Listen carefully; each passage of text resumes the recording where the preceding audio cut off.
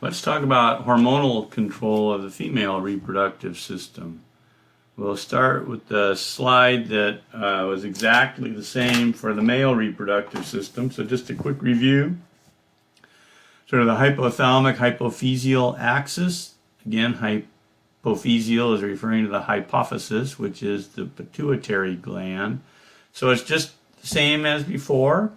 Hypothalamus at the top is releasing different hypothalamic hormones. The particular hormone in this case is gonadotropin releasing hormone, which is the GnRH. That's germane to our story. We already talked about the green neurosecretory cells releasing ADH and oxytocin. So again, back to the anterior side of the pituitary, it's the same as before. Gonadotropin releasing hormone, GnRH, is released from the from the hypothalamic neurosecretory cells. It's a hypothalamic hormone, travels by the hypophyseal portal vein to the anterior pituitary, which stimulates the anterior pituitary to release LH and FSH. And those are the gonadotropins. They are hormones that stimulate another endocrine tissue, which is the definition of a tropin. And the endocrine tissue are the gonads. So these are the two gonadotropins. Remember that GnRH is not a gonadotropin. It's simply the releasing hormone for the release of LH and FSH. Okay, so we've done that, just reviewed it, and the next slide is, I like this one, it's sort of by the numbers. So this is where a lot of the, I guess, the substance of this hormonal regulation is shown. So we've already talked about the hypothalamic hypophyseal piece. So there's the GnRH again. So we've already done that. Targets the anterior pituitary and releases FSH and LH. Now if we just kind of follow this by the numbers, it works pretty well. So you could summarize this figure, and it would be good practice after we go through it to just describe these numbers. What happens at step 1? Well, it's a hypothalamus, which I'll abbreviate as the hypo-T, releases GnRH. And then the next step is that the hormones, FSH and LH,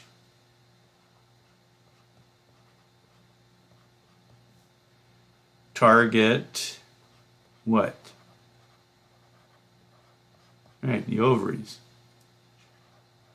And you can keep going with this. I'm not going to draw out all 8 of these little numbers here on the side and clutter up the drawing, but you can do that.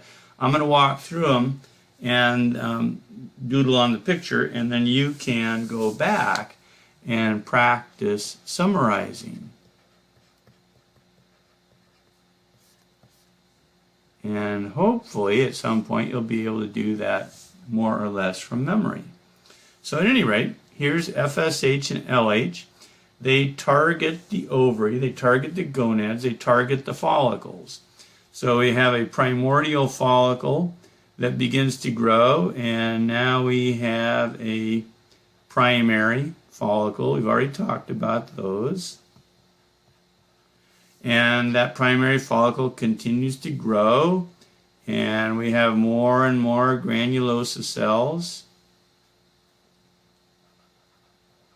Let's just call them follicular cells for the moment. More follicular cells.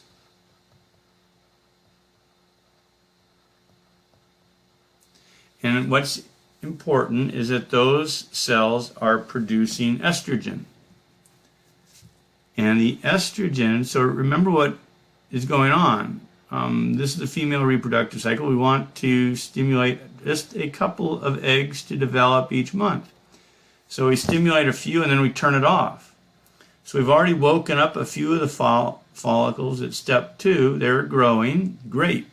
Turn off the anterior pituitary. So we don't need any more FSH and LH. So the estrogen that is produced by these follicular cells then feeds back. This is the slightly elevated estrogen and rising inhibin levels. They feed back and inhibit that axis between the hypothalamus and the anterior pituitary. So note the key down at the bottom left of the figure.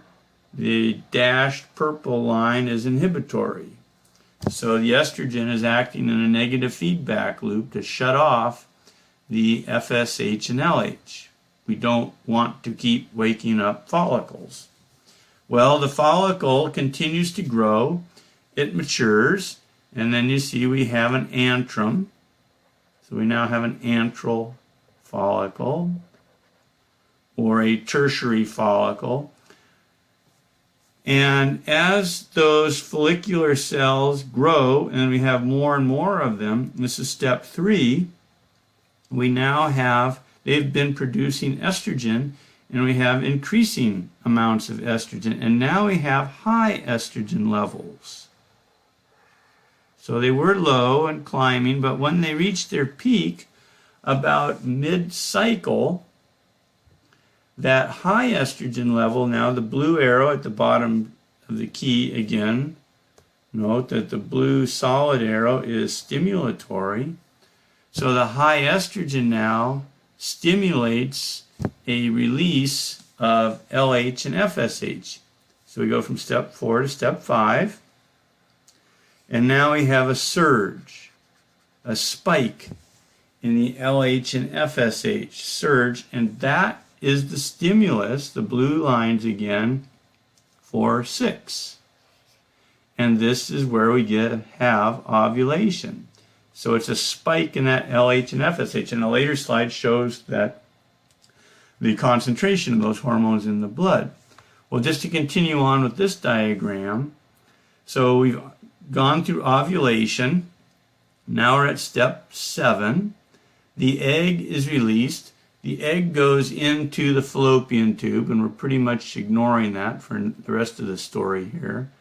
So we could just say into fallopian tube.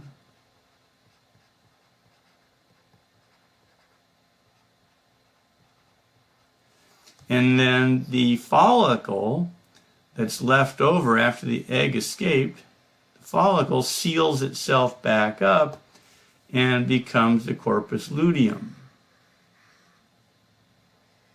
So this is right after ovulation. Well, the corpus luteum continues to produce estrogen, progesterone, and inhibin.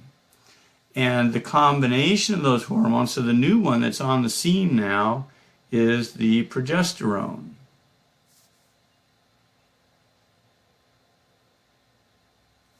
Progesterone comes on after from the corpus luteum. Those feed back, that combination feeds back and inhibits the hypothalamic and the anterior pituitary hormones. So we don't have a release of FSH and LH. And so we should probably make a note that this is the basis of female hormonal birth control. So it's the combination of the estrogen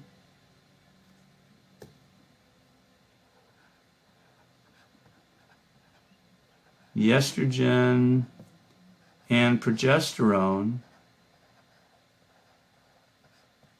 hormones,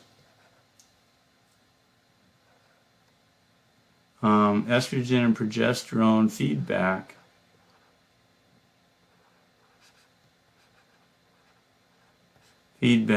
to hypothalamus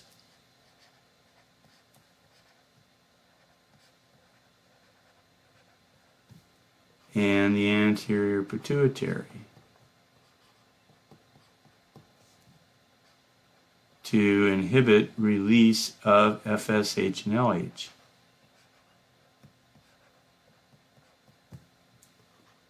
inhibit release of FSH and LH.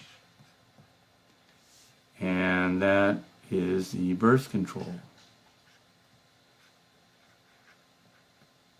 The pill. And it should be noted that there are many different formulations of these hormones in different concentrations. Some women tolerate certain formulations easier than others. So there are options.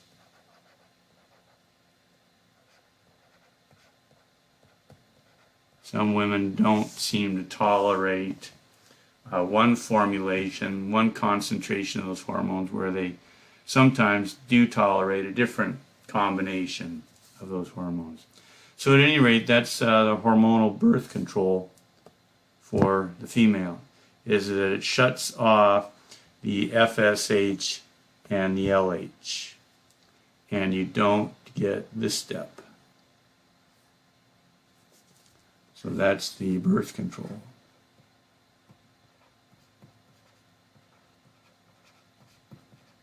You just simply don't mature any follicles, so you don't make any eggs, and no pregnancy is the plan. Okay, the next slide is the last one. So it's this graph is showing across the bottom is the endometrium. And it's showing it in thickness. And so we're going to start on day 1 of the cycle. And the cycle begins, you start counting day 1 on the first day of bleeding. The first day of menstruation marks the first day of the cycle. On average, 28-ish days. There's a much variation between women. Some women are very regular. Some women are less regular. 28 days plus or minus. So this graph is just simply showing that with menses, with bleeding, the thickness of the endometrium is declining, and then it slowly starts to rebuild again. It's anticipating implantation of an embryo. If that does not happen, then it sloughs off again, and we just start over. So the middle panel is showing the ovary, what's going on pre and post ovulation.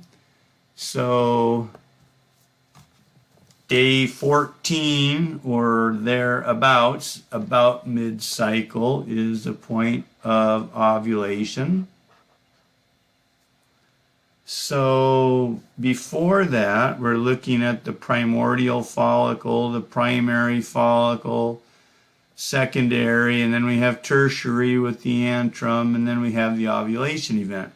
So this is often referred to as the follicular phase. We're dealing with a follicle.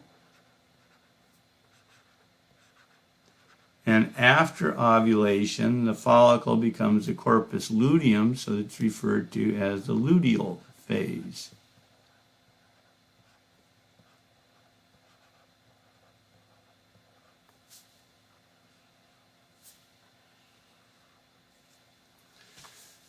So then we can look at the different hormones.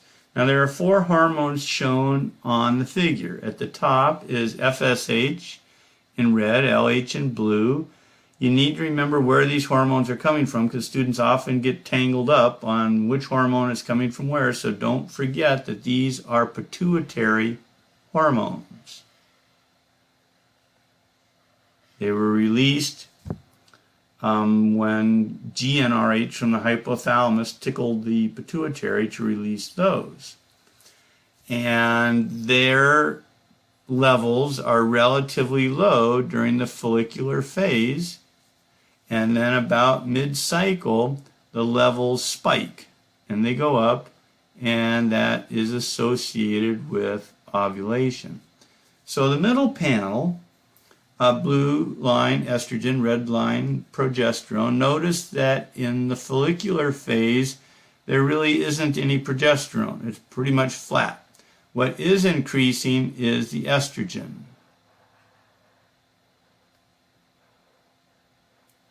And we're saying that it goes up, and about mid-cycle it's at its peak. And at that high level, remember what it looked like in the previous slide, the high level of estrogen feeds back to the pituitary, causing the release of the GnRH. Excuse me, the LH and the FSH.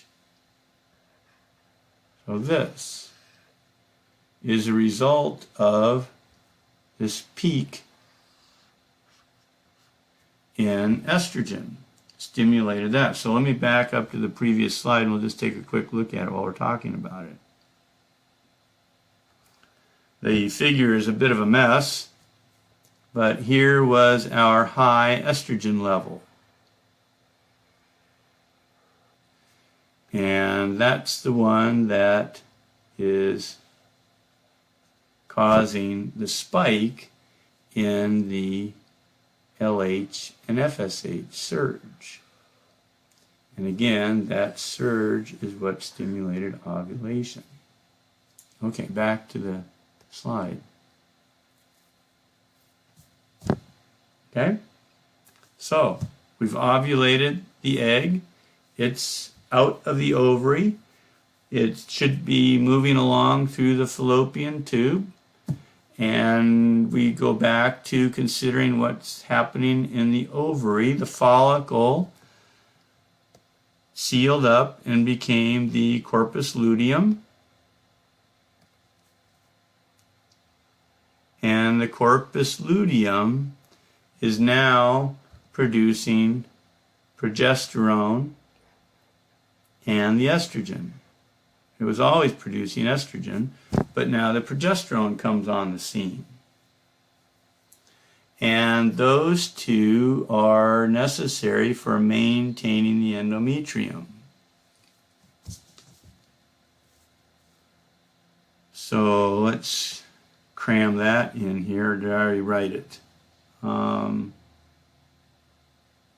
More or less. Let's just put it in here anyway. FSH and LH. FSH and LH stimulate growth, proliferation, and maintain endometrium.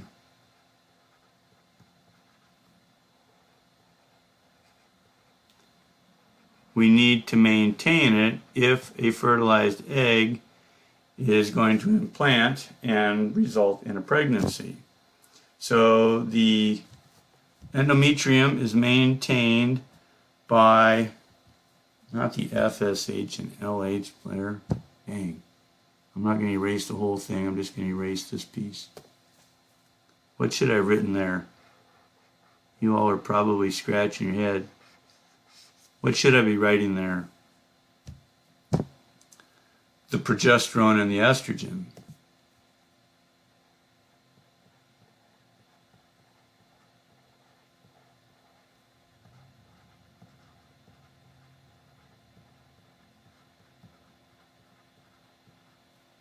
If we were in class, somebody probably would have been raising their hand asking me what I was writing there.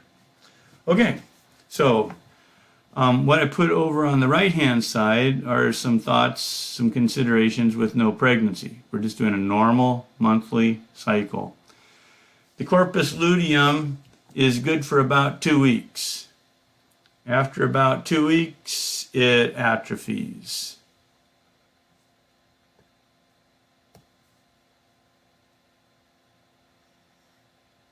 So it's good for 2 weeks. And what's it doing during the 2 weeks? It's producing progesterone and estrogen. But after about 2 weeks, the corpus luteum gives up the ghost, it degenerates, and then the estrogen and the progesterone levels fall. And as they fall, the endometrium is lost, and we have menstruation or menses. At the same time, remember what the estrogen and progesterone were doing on the anterior pituitary. Let me back up another slide. And we're going to look at the estrogen and the progesterone that were being produced. So we're back over here. The estrogen and the progesterone that were being produced by the corpus luteum were also feeding back and inhibiting that axis, the release of FSH and LH. So once those hormones fall, because the corpus luteum is leaving, is degenerating, those hormones fall, the inhibition comes off of the anterior pituitary, and then we release FSH and LH and start the cycle again. So back to this slide, the inhibition on anterior pituitary lost, FSH and LH begin a new cycle. Okay, I believe that's it. And what I would encourage you to do is to practice this. So let's do that. You can pause if you like at this point and come back to it, or you can just soldier on and we'll do a review. Either way, watch it now right after lecture, or pause it and come back. But let's do a practice. Have you practice drawing what we just went through.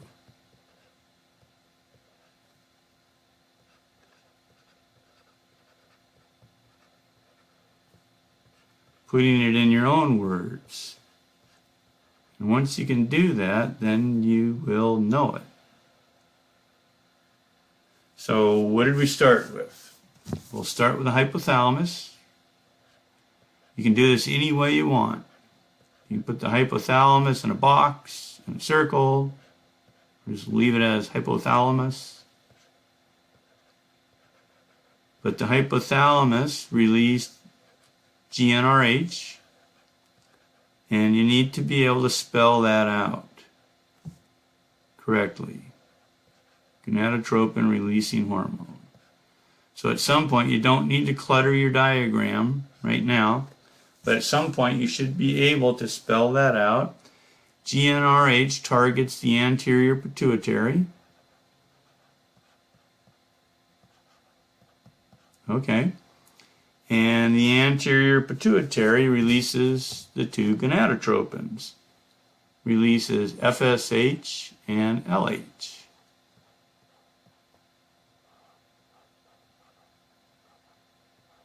Okay. So that's not too bad so far. And you know that those target the gonads, target the ovaries. Those are the gonadotropins.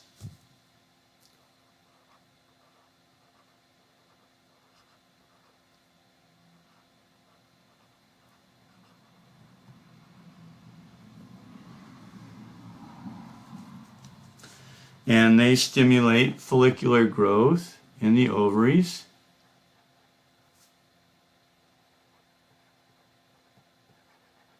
I'll just abbreviate stimulate. Stimulates follicle growth.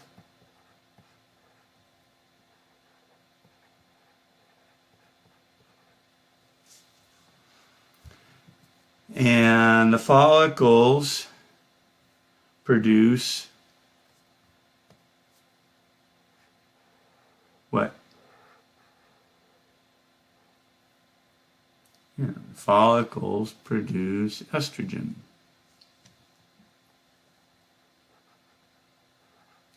And some inhibin.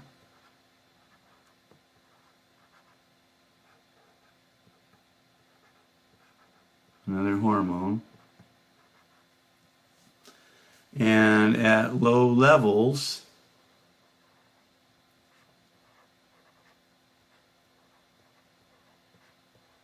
at low levels, those then feed back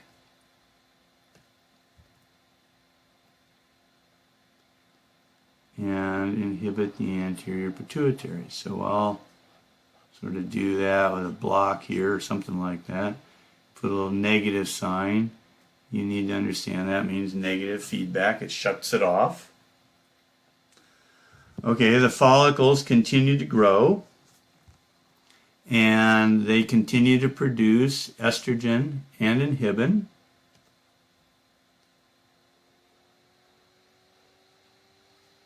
And it's the estrogen levels that then become high. So now we have high levels of estrogen.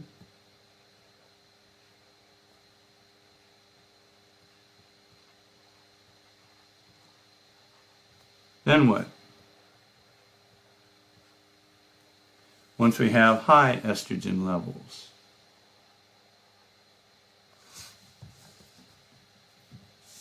that then stimulates ovulation.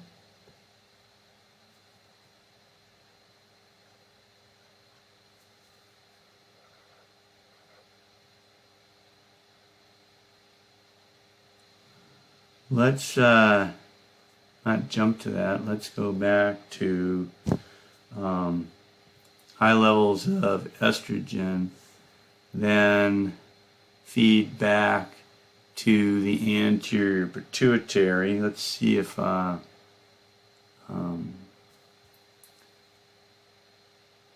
let's just say stimulates. I may run out of boardroom is what I'm worried about.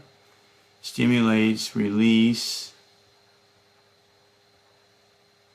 of FSH and LH surge.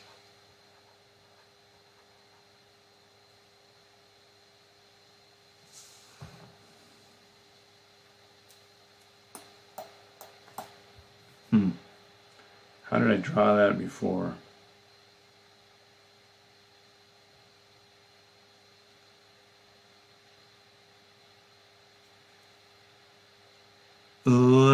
Since this is practice, let me back up here. You're going to do your own, hopefully different than what I'm doing. Let's see if this works better. Now we're going to have high levels. And this then feeds back. And now we have a surge of LH and FSH.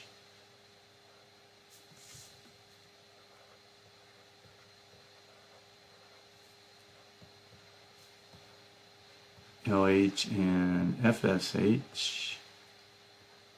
And those two hormones then target the ovary and stimulate ovulation.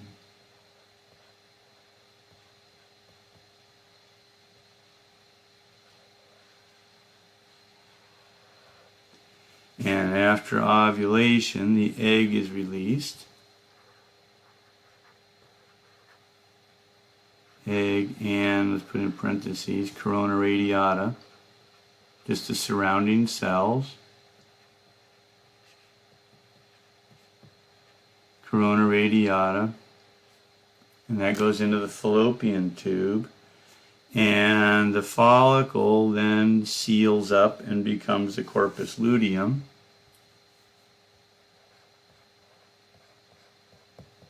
So follicle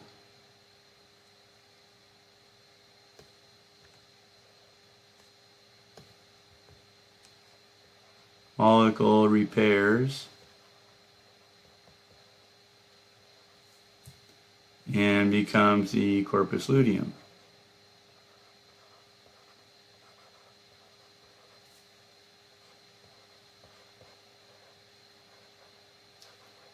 And the corpus luteum then does what?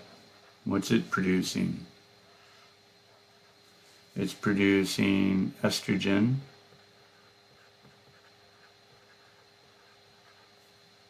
and progesterone.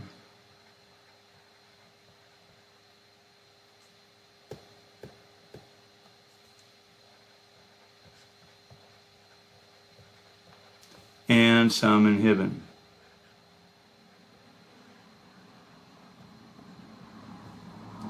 So what are those doing? They're doing two things. We just ovulated. We still don't want to wake up any more follicles yet because the pregnancy may result. So those levels of estrogen and progesterone are then feeding back on the anterior pituitary and shutting it down.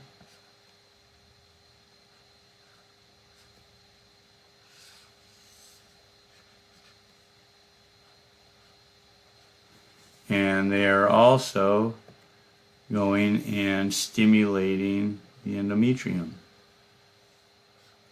particularly the progesterone.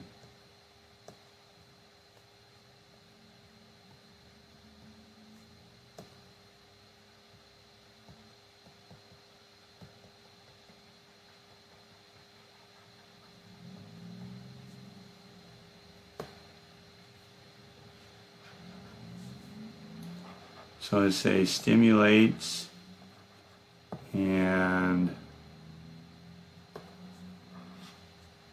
maintains endometrium.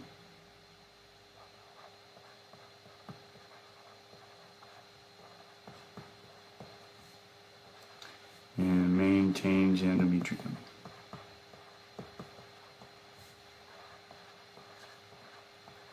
Sometimes when you do this, most of the time when you do this sort of review, as you go through it, you kind of realize, oh, actually I could move this here or move that arrow to that and revise it so that it makes more sense to you. Hopefully I haven't confused the issue here.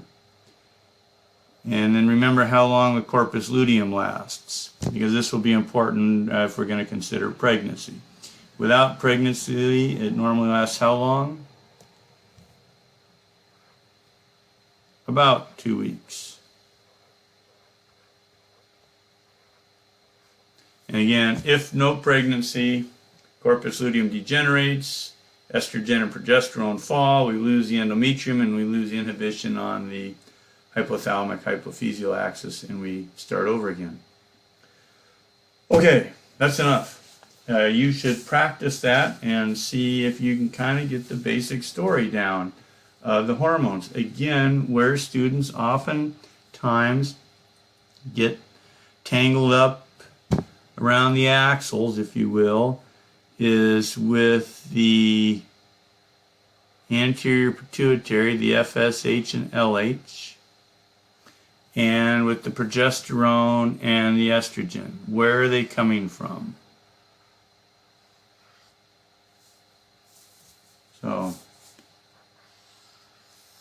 So you can do. Don't belabor it. See if you can do as much of that as you can from memory, and keep practicing, and I think you'll get it. One more lecture, which will be short, on how does this look if the egg becomes fertilized. So we'll do that next.